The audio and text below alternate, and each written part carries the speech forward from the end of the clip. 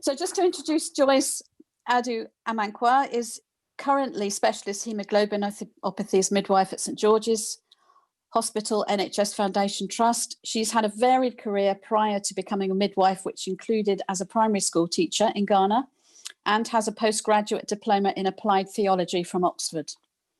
She completed midwifery education in 2004 and worked as a Band 6 midwife for 10 years, becoming Band 7 Labour Ward Coordinator in 2014. And alongside the coordinating role, Joyce was given the opportunity to provide care for the pregnant women with hemoglobinopathies disease. In the hemoglobinopathy service, she provides specialist antenatal care for pregnant women, including those with sickle cell and thalassemia. She also supports women with hemoglobinopathies antenatal screening, which includes screening biological fathers and providing counselling for the parents who may be at risk of having affected babies. Parents who are at risk are referred to prenatal diagnostic testing to confirm the status of the unborn baby, and if they choose to. This involves working across a range of multidisciplinary teams. She also teaches other professionals about the effects of hemoglobinopathy conditions in pregnancy. Joyce is also part of the team conducting the TAPS2 study, Transfusion in Pregnancy for Pregnant Sickle Cell Disease. And I know there are some people, I think, listening to this who are actually also part of that study. She considers that more research is needed to help improve care for pregnant women with hemoglobinopathies diseases. And she was also awarded an Iolanthe Trust Award in 2019 to undertake a post-qualification module on advancing client-centered care for hemoglobinopathies. Wow. So, Joyce, the screen is now yours. Thank you very much. Welcome, everybody. This is us, and this is hemoglobinopathies, a condition that is quite debilitating and that needs more attention. However, before I go into my discussion, I would like to take this opportunity to thank the team at St. George's that I have been working with, the group of consultants in the hematology department, Dr. Rose, Dr. Julius Koska, and the maternal medicine consultant, Dr. Watkut, led by her, and Dr. Codwell. I just mentioned a few. And also my matron, Sandra Linton, the support they've all been given in providing care for these women. So sickle cell, as you have heard from Rachel, in the simplest term that I can put, with got a lot of information, so I don't want to repeat much, is the structure and the quality. When the oxygen is come off, the cell collapses and it cannot function as it should be. So this is the problem that causes the crisis a lot in pregnancy. Next slide, please. And that is me there. And the next slide, she's also, I'm just jumping through because she has mentioned a lot about the thalassemia and also about the sickle cell. And so I will keep jumping on to the fourth slide, which it tells a lot about the condition and how it gets worse, which she emphasized there. But one thing I want to mention on this point is that in early pregnancy, it is very difficult timing for the patients. They have that increased crisis and recurrent admission. And sometimes they don't actually like it. And so they may be suffering at home, but as a midwife, you need to pick it up from their conversation and then encourage them to do what they have to do.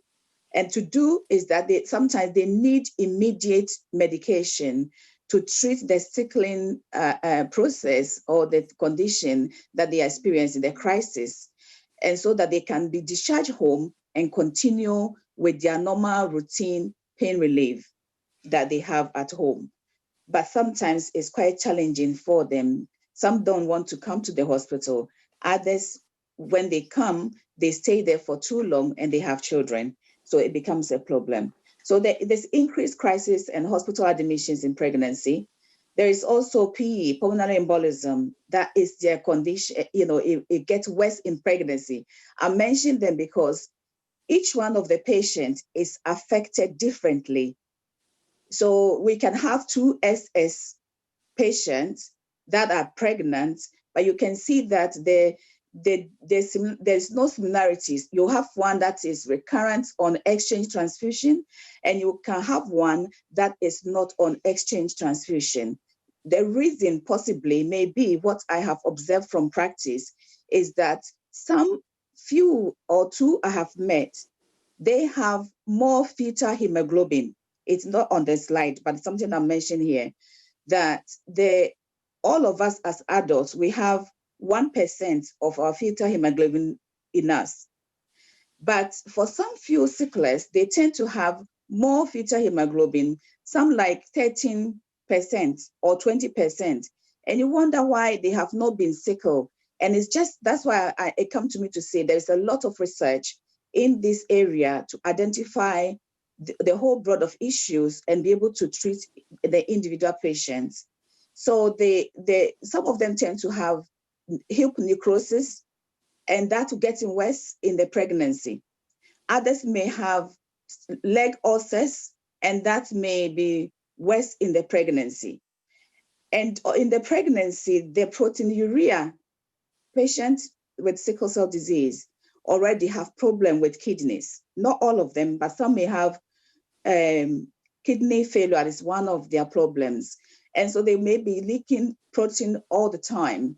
And when they are pregnant, if this one is not identified, you may think that they are having a preeclampsia, but they need the renal follow-up in the renal clinic, which we do that in St. George's. If we identify that the woman is at risk of kidney failure, we refer and have a joint clinic with the renal team and with the maternal medicine consultant team. The reason why I'm going over and over again is that in England, just in England, you heard a lot about the statistics, but in England, 1,000 pregnancies are affected with sickle cell or hemoglobinopathies. And out of the 1,000, from 260 to over 300 are classified and identified as sickle cell disease. Currently, there is a percentage, there was a survey between 2007 to 2017, and they recognized that just in England alone, the population of sickle cell disease is 11,000. And this is free volunteering registration. So there may be some people out there that are not registered. And so some may not even know they are sickle cell disease. But when they identify in the pregnancy, they are high risk because the pregnancy is going to impose challenges on them. Sometimes they may not have crisis throughout their lives. They may have been in admission for 1 or 2 times, but when they are pregnant, they may be on admission several times. So these women need that kind of caseload, specialist care, to be followed up, to help them to identify the condition and also, to understand the condition and also to understand the impact of the pregnancy on their condition. So stillbirth, that was mentioned by Rachel, is another problem that they have. IUGR is one of their problems. Preeclampsia is the commonest that they tend to have. Having said that, there are some who also go through the gestational diabetes. So there's a whole range of conditions that is associated with the sickle cell. And so to have them in the large number of antenatal women may not be the best thing for them because a lot of things that we may misdiagnose, and that will cost their life. So having a specialty care for them is the way forward. Knowledge and understanding is very important in providing care for them. 5th slide, please. I come onto the medication. Rachel did mention, but I'm going to mention the reason why. So we know that they have problem with PE, they have problem with DVT. So they are giving that anticoagulant to help them with the blood flow. Now, the folic acid is medication that they are on it for life. That is to help them reduce the depleted folate and reduce the symptoms of anemia and also healthy development of the baby, which pregnant women tends to have it as well. The aspirin are given because of the risk of preeclampsia. The penicillin is one of their medications. Why? Because they are at risk of pneumonia, all kinds of infection, pneumonia, meningitis. So the penicillin V, which is given to them 250 milligram twice a daily, or if they are allergic to, they go on erythromycin. That is a preventative from infection because they are prone at, they are at risk of infection. The next slide is the slide 6, which talks about some medications that are not good for them, which is the hydroxyurea. If the hydroxyurea is given to them before the pregnancy, when they are from that about 9 months of age, and this is to help the development of the red blood cell and prevent crisis. But in pregnancy is not good for them in pregnancy because they can develop, the babies can develop fetal anomaly. So they have to stop this medication 3 months before pregnant. But sometimes some women don't even know they are pregnant. So as a midwife, when I see them, my role is to make sure that they stop that medication and then discuss with the hematologist so that they can go back to see the hematologist and follow up. Some medication, like because of their risk of renal problems, they are given Remapil, and that is to help the functioning of their kidneys. But then also that has a side effect on the baby, anomaly, so that it needs to also be stopped in pregnancy. And anti-inflammatory drugs are not good for them, but there are some few research that I have seen that they are contemplating of either to give them, that some will tolerate, but there hasn't been confirmed cases or confirmed research to say that it is good to give them. So ibuprofen has to be discussed with the hematologist or the anesthetist. In labor, we tend to give Pethidine injection for all women for pain relief. But this medication for sickle cell, it can cause seizure in them. So it is important not to give them Pethidine injection, but on admission needs to be assessed straight away by the anesthetist.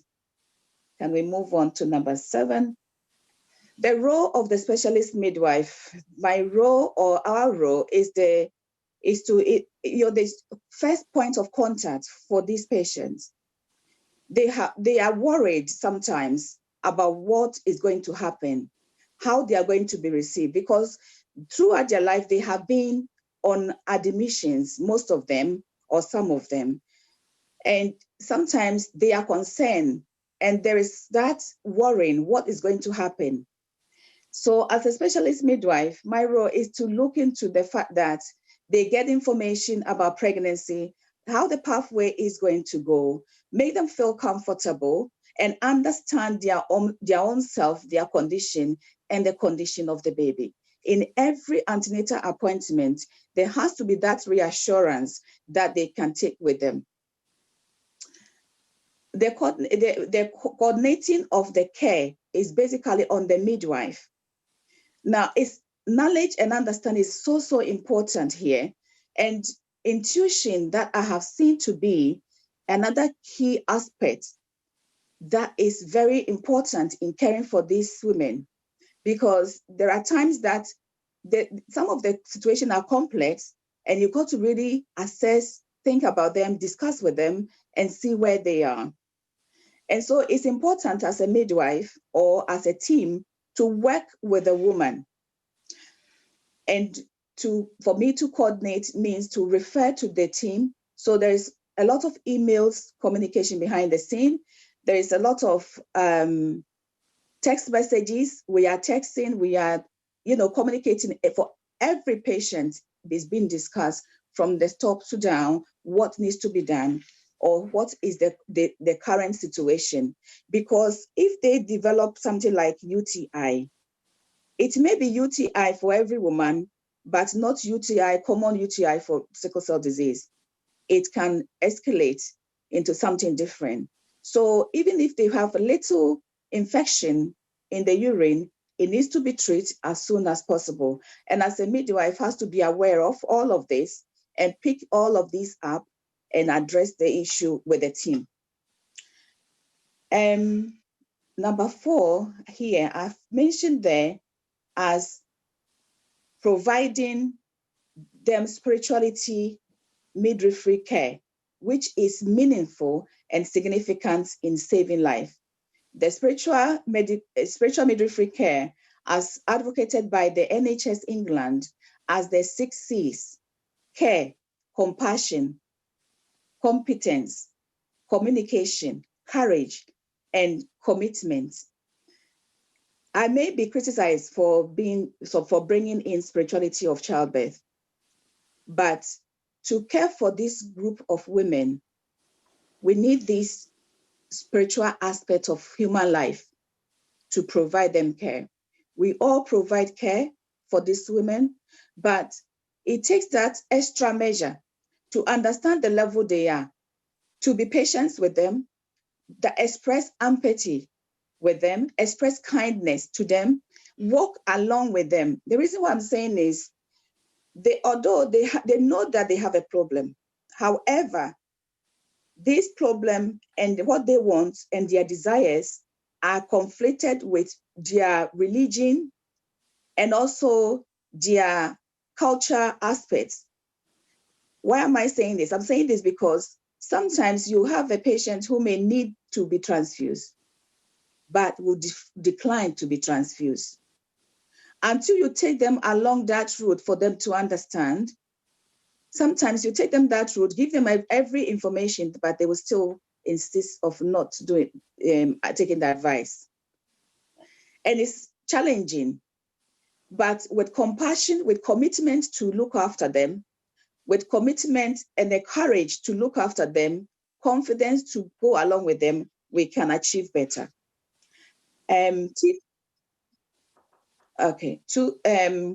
Team approach has also been discussed already, which is not being able to, we cannot do it by a single person.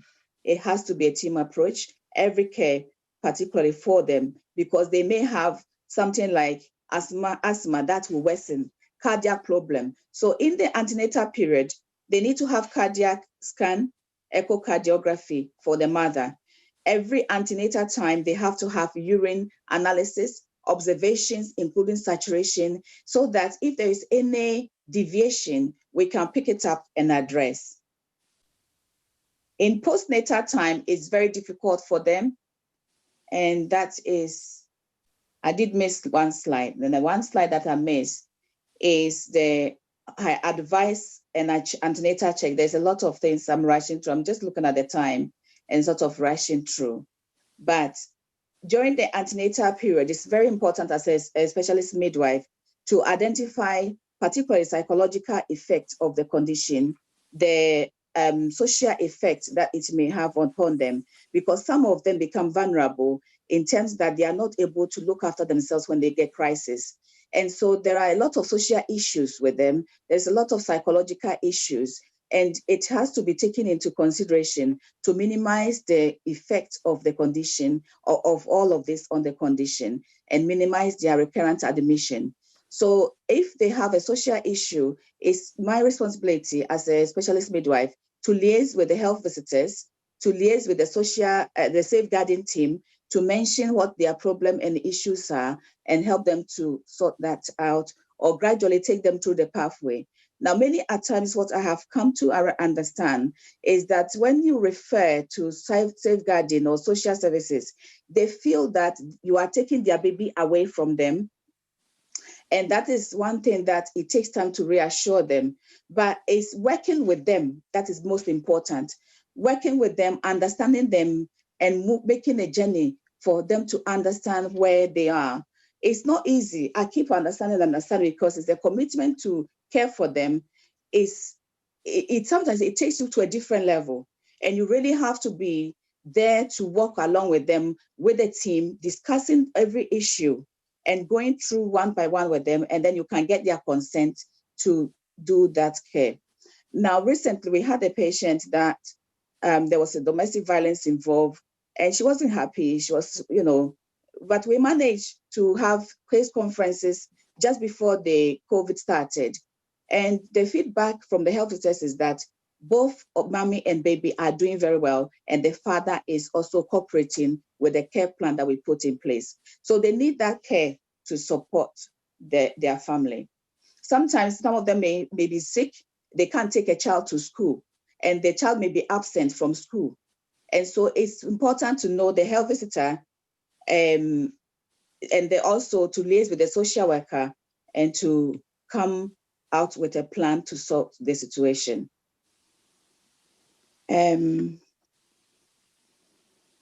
Okay. So when the patient is in front of you, it's important to know all the condition, either social, medical, whatever is associated with the condition. Is important to discuss that. So in labor, I'm going back again. So in labor, it's important that we keep the woman hydrated. We keep IV access. We monitor constantly, have a regime of monitoring the patients in front of us, so that we do not miss anything. It's also important to inform the team, hematology team, the anesthetic team, that this patient is on admission. But before the patient will come on admission, obviously, there will be a plan from the anesthetic MDT meeting, which we discuss about the birth, the mode of delivery, the pain relief at labor, and also the transfusion if it is required.